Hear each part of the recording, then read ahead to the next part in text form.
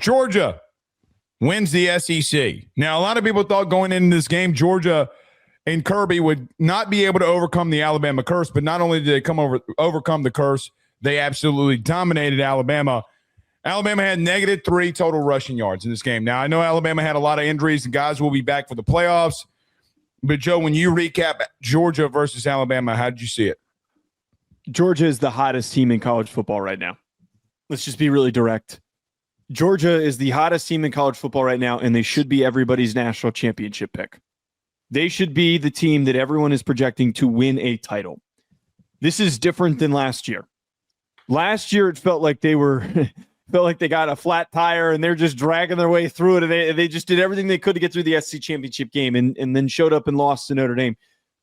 They figured out how to fix their mistakes midseason. Mm-hmm. Very few teams could do that. Very, very few teams, middle of the year, have a glaring, massive problem and resolve it. Their defense was good, but they had no pass rush. 3 sacks again. They had 9 sacks in the month of November, just had 3 more. Blake, this Georgia team with a pass rush is the most dangerous in college football. The way that they are playing on defense, that they were just attacking Alabama to the point where Ty Simpson looked overwhelmed. That whole Alabama offense looked just completely out of sorts, could not find any rhythm whatsoever. Georgia's defense makes them the most dangerous team in college football at the current moment. And the biggest part with all this is that you don't even need Gunnar Stockton to take over. You don't even need Gunnar Stockton to do anything crazy. You just need the run game to pop the way that it was and their defense to force turnovers and get big sacks. And heck, you block a punt the way that you did too. That also helps. Like, I'm really locked into this Georgia team, and I think that everybody needs to be talking about them as that title favorite. How many times is Kirby going to do something on special teams that completely changes outcomes? 3 years ago, he calls a timeout when Ohio State is running a fake punt, would have gotten the first down, and could have won the football game. But he calls the timeout literally seconds before, and Ohio State winds up punting the football, and Georgia winds up winning. They go on and win their second national title. Against Texas a couple of weeks ago, he calls an onside kick, and they recover. They wind up blowing out Texas.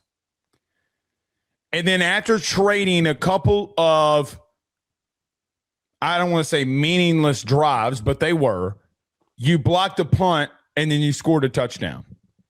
And then you physically leaned on Alabama. There is not a better special teams coach and not a better coach in the country with better feel about special teams more than Kirby Smart. It doesn't. Maybe Marcus Freeman. He didn't steal his bit. Well, I mean, you say that, but Joe, did you see the stat during the SEC championship game? They've blocked 18 kicks the last 6 years. Like, I mean, I'm with you. He's 18-0. I'm mostly saying that facetiously because he stole that bit, but like the rush onto the field thing, and it's clever. Okay.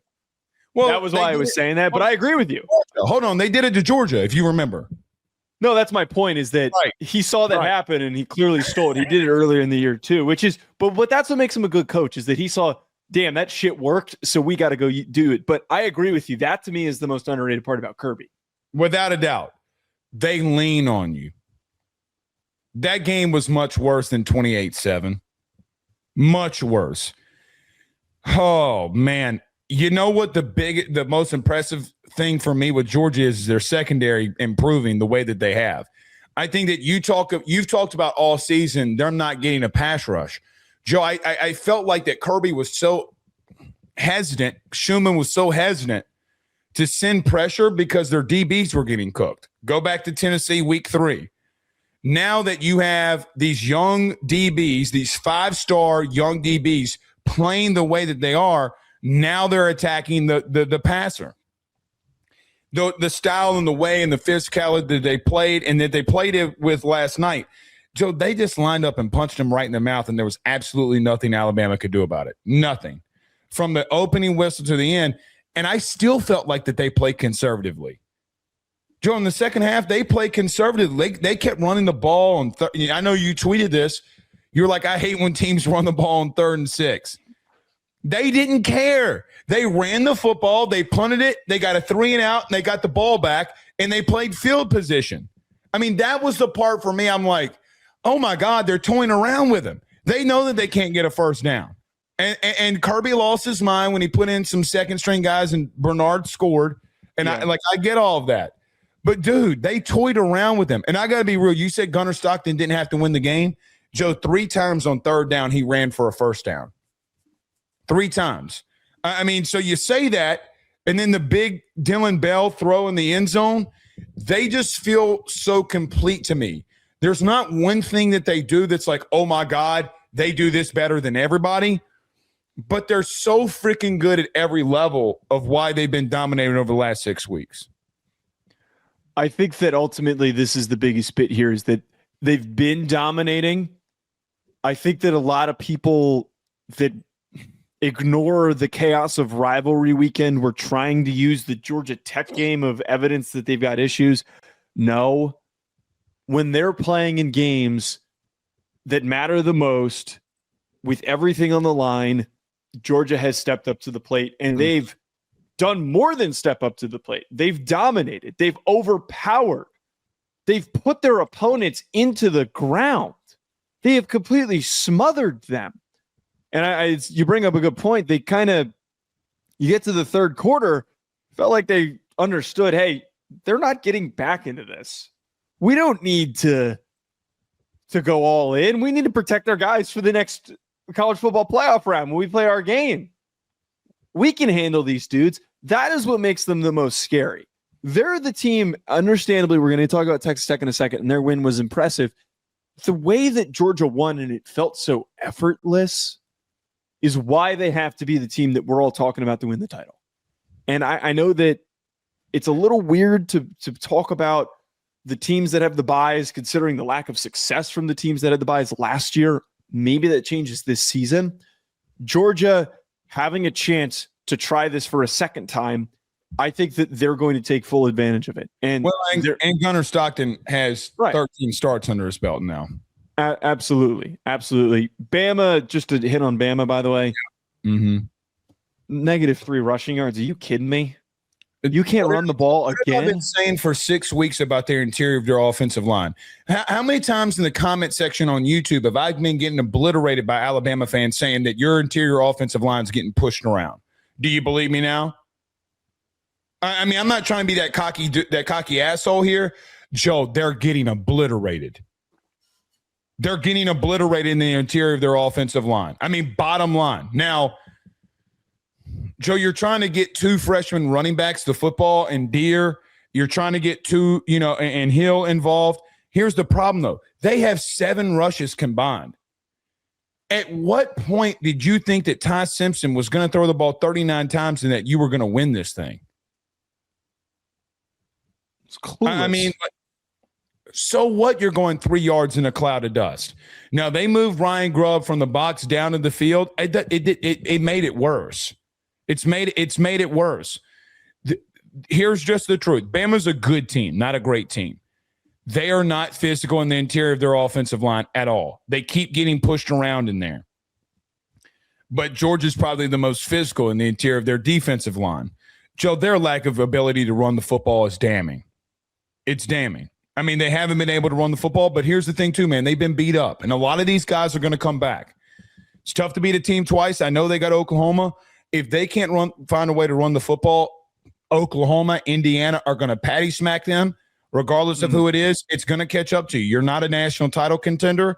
I still believe you deserve to be in the playoffs. It's not what I'm saying. But at the same time, Joe, they -3 rushing yards. Think about this. 15 teams in the SEC had more rushing yards this week than Alabama. Only 2 played. Yeah. I saw that tweet too. That was it's a good bit. It's a good bit. It's true. It's true. I mean, like, my goodness. I got to be real with you. I think Kalen DeBoer's biggest fault right now is he doesn't understand how to be physical in moments where you might just have to punt the ball away but you got to start leaning in on physicality. Here's my biggest bit. I agree with that. Here's my biggest bit. And I know the portal hasn't opened, so there hasn't been any declarations. And it's kind of interesting. I kind of like that guys are being a little more patient. They're not jumping in immediately after the season's over. I think that Monday's probably going to be a pretty crazy day. You got to go and get a Jahmyr Gibbs. They did this a couple of years ago. They went and got Jahmyr Gibbs, who was the number one running back in the transfer portal coming out of Georgia Tech. You needed a spark in your run game, and you got it. They need to, whoever the number one running back is that they evaluate on their board of guys that end up becoming available, they need to go all in, because I think that they have a running back room, even with Jam Miller when he's healthy and available, they have a running back room of secondary guys. You do not have a dynamic, game-changing playmaker. Georgia has two guys like that. And then they got their big dump truck secondary guy with McCray. You do not have someone who they got a fullback who's 250 pounds who gets the rock too. I mean, seriously, like they got to go find someone, because Deere and Hill and Miller are all guys that are good in certain situations. You need a spark plug. You need a guy that you can use as a creative weapon. That was the difference when DeBoer was at Washington. He had some guys that were good athletes that can make some big plays. They don't have that right now. They got to go find that. Well, and again, you're not dynamic enough at wide receiver to do the things that you want to do. And I gotta be blunt with you. I think Ryan Williams had a good game. He disappears in the biggest moment. Joe, I mean, you mean to tell me that Everett's supposed to be man on man and locking him down on the third down critical throw when you're down 14-0? I mean, I'm supposed to be told that he's the second best receiver in the country. I got to be blunt with you. He's not he's the second best receiver on his own team. Yeah. Jeremy Renard is better than him right now, and they need to focus in on that. All right.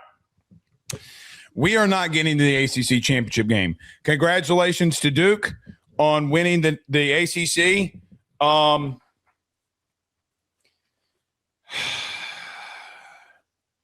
The ACC sucks.